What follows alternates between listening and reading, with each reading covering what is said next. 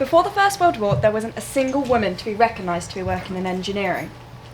It wasn't until Edith Clark enrolled at MIT and earned herself an electrical engineering degree 2 years later that we can say we had the first women in engineering. She was most well known for her invention of the Clark calculator, and when she was born and raised in the Maryland, USA, she earned a place in university. This was during a time when very few women could. After getting her degree, she became a computer assistant. She worked for a computer company for a while, where her job title was computer. This was different to her male colleagues, whose job title was engineer, and they were doing the exact same job. She taught physics for a while in a university in Turkey, and she invented the first graphical calculator. Only after completing all of this was she recognised as a salaried engineer. 20 years on, when all the able-bodied men were fighting in the Second World War, this gave the single women of the United Kingdom the chance to prove they could do the same job as men. They took this opportunity by the reins and galloped us to the future. Fast forward 100 years, it was estimated over 200,000 women are now thriving in engineering. England, however, still has the lowest figures in Europe at less than 10%, while countries such as Latvia, Bulgaria and Cyprus lead with nearly 30%. Now, there is a huge shift in gender difference at GCSE level in core STEM subjects. We now need to transfer this into industry. The late Joanne McGrath Cahoon did research into why there are a lack of females and found out how we can increase women in engineering. Here are a few of her findings to increase women in the engineering workforce. Firstly, we must demasculinise the image of engineering. This can be achieved by not teaching children that this is a manly career to aspire to, but treat it as any other gender-equal career. We must enable young women to know what route to take after education so that they don't just finish an engineering qualification, then pursue a different career. We need to build women's confidence for their skill set and their abilities to work alongside men, as diversity is an essential part of a successful company. Companies have a role to play to make a more female-friendly environment where women feel just as comfortable as men. And finally, and most importantly, we need more female engineers as role models to inspire future generations. We were both extremely lucky to have such strong role models while growing up. They just so happened to be our fathers. We recognise that not everyone will have the guidance and inspiration from such figures, and this is where the shift needs to happen, and the new movement needs to begin, where women such as ourselves can tell our story into engineering so the next generation have others to look up to. This is my fellow female apprentice, Ella Nulty, and she will now tell her story. I first thought of engineering during my final year of GCSEs, as I was drawn to the practical work style as it kept my focus and attention, as well as the variety of tasks involved. I spoke to my tutor about my next steps to take. However, I wasn't supported, but told I had the wrong GCSEs and the wrong predicted grades, therefore I should pick a different route. This made me confused. It led me to choose alternative A-levels that were not relevant to each other, or that I was really interested in. With this lack of interest and no clear route or goal in sight, I knew something had to change. If I waited another year to finish my A-levels, I would still have no idea what I wanted my career to be, so I had to be proactive. Engineering had now been in the back of my mind for a while, so I did a bit more research into which type and if it really was a good idea. I attended a college open day and met a careers advisor who gave me some really important advice. Talk to as many people as possible and ask as many questions as you can think of. I then spoke with all the engineering departments at the college before deciding mechanical engineering was my favourite. I actually felt excited about a career for the first time. Before diving straight in, I wanted to make sure this was 100% for me. I needed to gather as much research as possible, so I started by arranging my own work experience at Curtis-Wright. Here I spoke with as many people as possible, including apprentices through all stages of their apprenticeship programme, as well as experienced workers. My excitement only grew as I decided engineering was what I wanted to do for the rest of my life. I enrolled at college, and after speaking with Kevin Mortimer, we decided that the level 3 year-long course in mechanical engineering was the one for me. Throughout that year, I achieved merits and distinctions. I was at the top of my class, which was a big difference compared to what I was achieving at GCSE and A-level. It was what I enjoyed, so I was able to excel. Apprenticeship week came along, where I was about to meet someone who was going to make all the difference to the start of my career, Mandy Edmondson. This fearless female went on to enable me to feel confident approaching different companies and getting my CV up to scratch. The day came where different companies came in and presented what they do and the apprenticeship they offer. All thanks to Mandy, I was able to meet Terry Bennett, training manager of AIM Altitude. It was because I researched AIM prior to meeting Terry that I was able to have an in-depth conversation about the company, which earned me some brownie points. After this, we were taken on a tour of the Bournemouth facilities, along with the other applicants that got through the first round. This was where I noticed how impressive the building was and the high standard the company works to. Out of over 260 applicants, I was one of the lucky 10 with 2 other girls. What I liked about starting work at AIM is for the first 3 months we worked together as apprentices, learning the same skills that would be applied on the shop floor. For example, reading drawings, crush bends, putting in inserts and many more. Even though it was obvious us girls were outnumbered, we weren't treated differently and all received equal support. Another aspect I liked about working at AIM is that if I was wanting to improve myself, such as take an evening further maths class or even try uni, AIM will fund this. It is my plan after finishing my 2 years of level 2 mechatronics, I'd like to complete a national diploma before furthering my education and applying for a degree. This is my friend and colleague Serena Kolowski, who will now tell you about her journey into engineering. I was inspired by my father. He still talks about each day being a new challenge as a role as a software engineer. Although I'm definitely not a computer whiz, I did enjoy the same subjects he did while he was at school. This gave me a good idea of what subjects I needed to get into engineering. So when it came to deciding what to do for GCSEs, I took triple science and further maths as my options. This led on to my decisions for A-levels, which were further maths, physics and biology.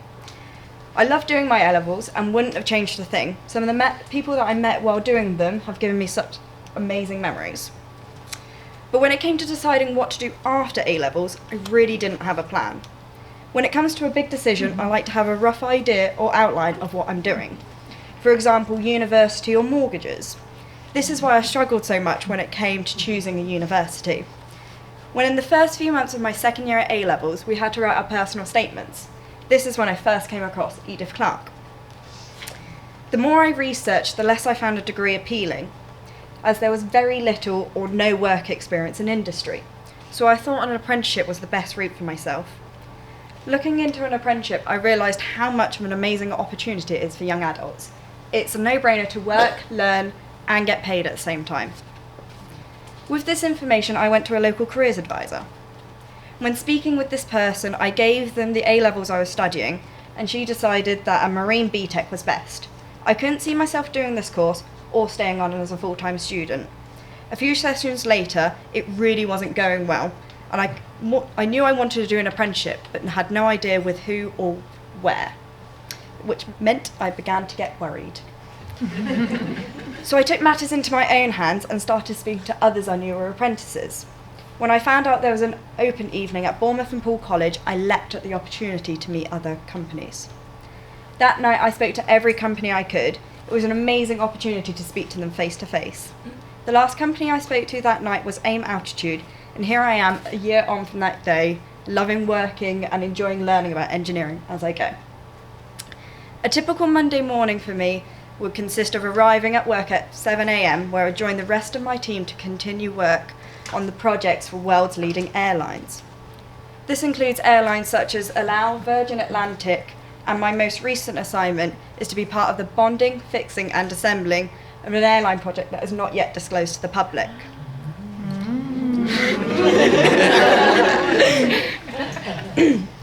As we know, working in engineering means working in a predominantly male environment.